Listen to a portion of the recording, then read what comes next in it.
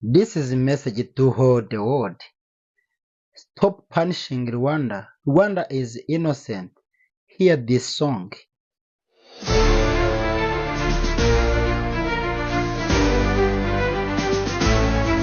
They try to break us, but we rise. Rwanda never falls. We survive. They don't know our story. They don't see the light. But Kigali shines. Yeah, Kigali shines bright.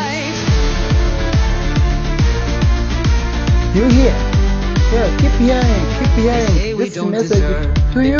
This message to you. Keep hearing. Yeah, this song is belongs to you. Stop punishing Rwanda. Rwanda is innocent. Yeah. No more lies, no more pain. We moving fast, no looking back again. Stop punishing Rwanda. Careful. We are strong.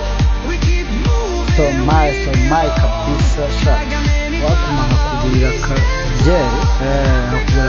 kabyere kabisa. Barabure.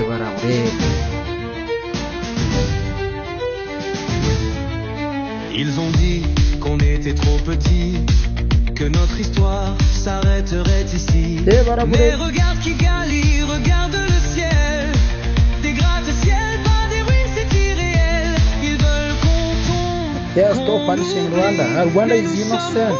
Yeah. How do you know about Rwanda, but you don't want to anything? Yeah.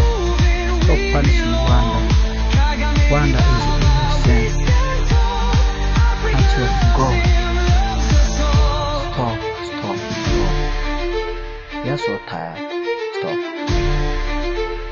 Stop, Mike. Tell them. Yeah, tell them. Notre succès, notre espoir, mais on ne pliera pas jamais. Paul Kagame, l'homme du peuple, Stroma, ils ne veulent pas voir l'Afrique s'élever. But Africa rise, we're here to stay. Rwanda is born, Rwanda is great. Stop punish Rwanda. Loves music.